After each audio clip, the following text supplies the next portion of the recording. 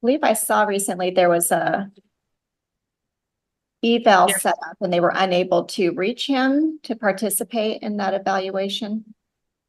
That's my understanding, Your Honor. I saw that as well. I think the last time we were in court, counsel indicated that the meeting had been set up to do the evaluation and the date was discussed. And it looks like Mr. Richard did not appear for that. And for the record, Sean Parent for Mr. Richard. Yes, unfortunately, that appears to be the case. I'm not sure why Mr. Richard didn't appear at the evaluation. So, Mr. Richard, we've been waiting for you to talk to one of the doctors, and we've been setting this case over for that to happen. When you were here on April 8th, we discussed that you were scheduled for that appointment on April 24th. So I know that you were aware that they had you calendared. Mr. Richard, why didn't you show up for that appointment? Well, that was an assumption. I wasn't aware of anything. Well, you were at the hearing when we talked about it, so. I don't recall. You participated on Zoom on April 8th, and we discussed that your evaluation was calendared for the 24th of April. Was there anything signed for confirmation? Well, your attorney has been working to get that set up. So. Well, I haven't talked to anybody. Mr. Parent, have you been in contact with Mr. Richard? Looks like my office, we tried to reach him to make sure that he appeared at the evaluation, but we were unsuccessful in reaching him. Do you have proof of that? Yes, I have my colleague's notes that we tried to get a hold of you. And what was the number? I'll tell you in just a moment. So, Mr. Richard, we have the phone number that ends in 1752. I'm talking about the number you supposedly contacted the defendant on. Yeah, you're the defendant, and it's the phone number that ends in 1752. No, that's an assumption and presumption. I'm not nobody's defendant. I'm authorized representative of that account.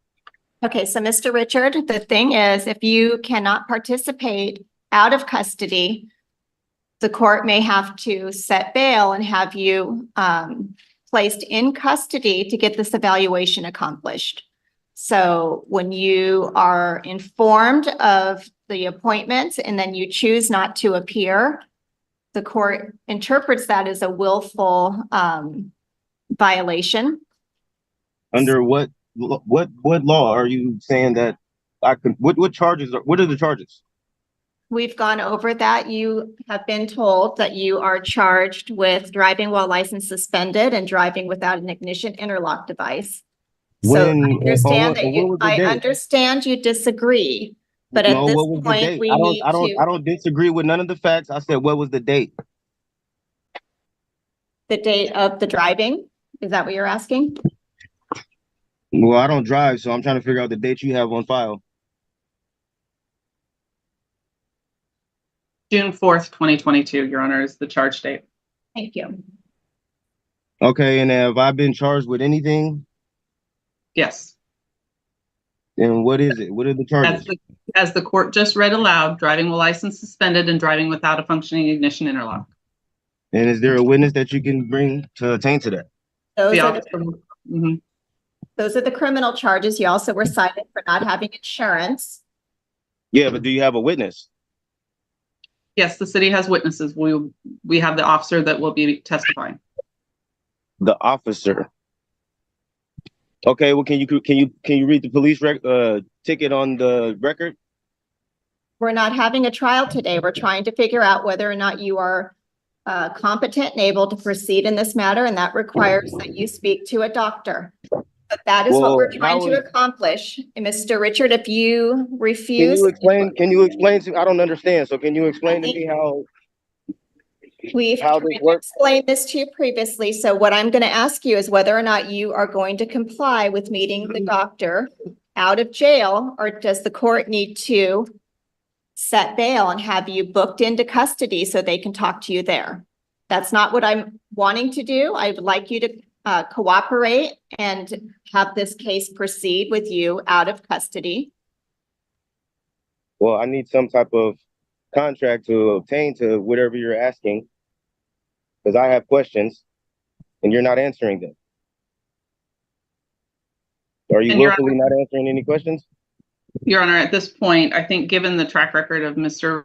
Richard and his unwillingness to comply, the city is going to be asking that the court set bail and remand him on that bail to have the evaluation done in custody.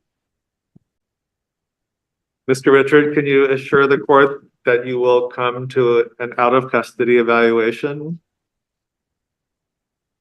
I will agree to anything if you guys can tell me the nature and cause of this action.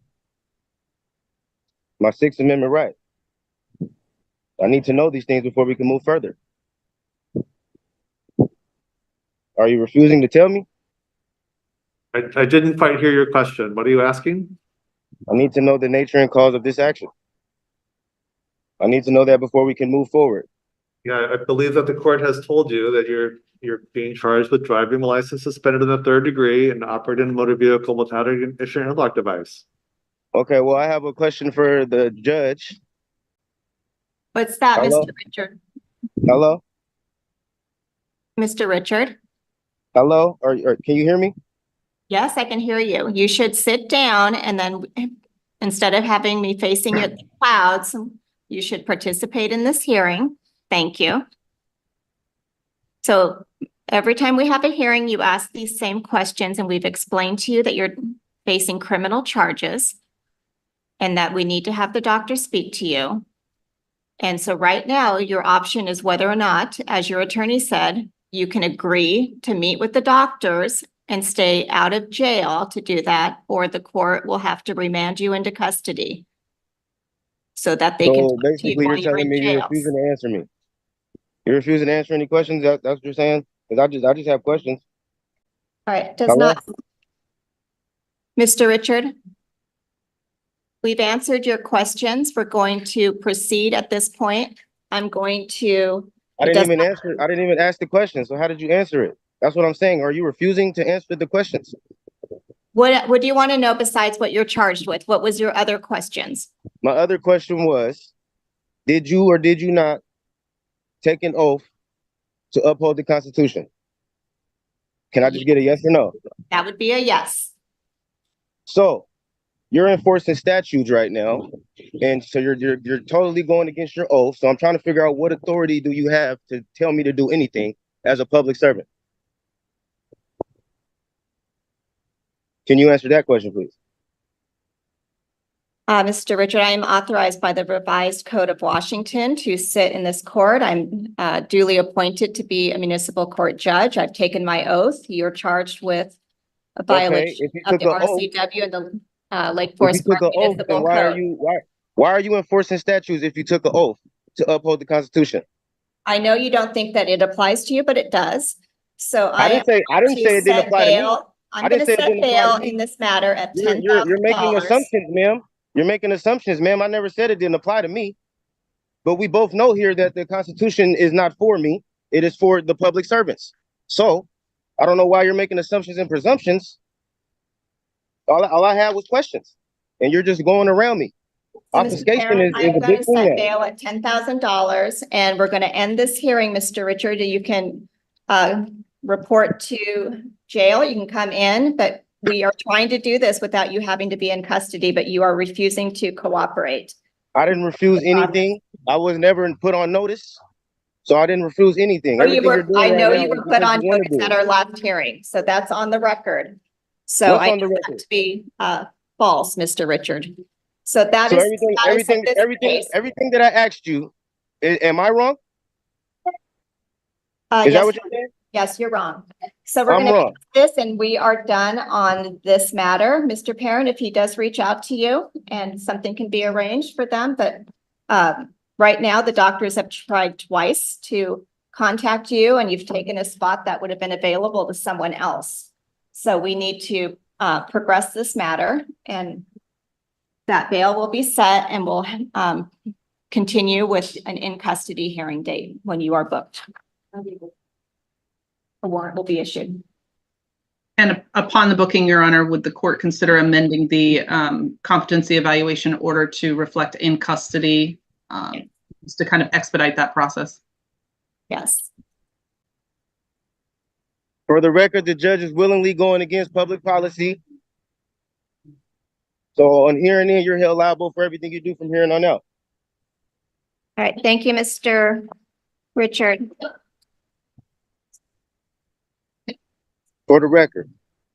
Mr. Richard is due for a competency evaluation, but he failed to show up for his scheduled appointment on April 24th, despite the court confirming he was informed of it during the previous hearing on April 8th.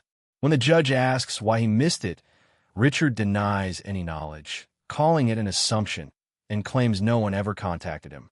His attorney confirms his office tried multiple times to reach him, but was unsuccessful.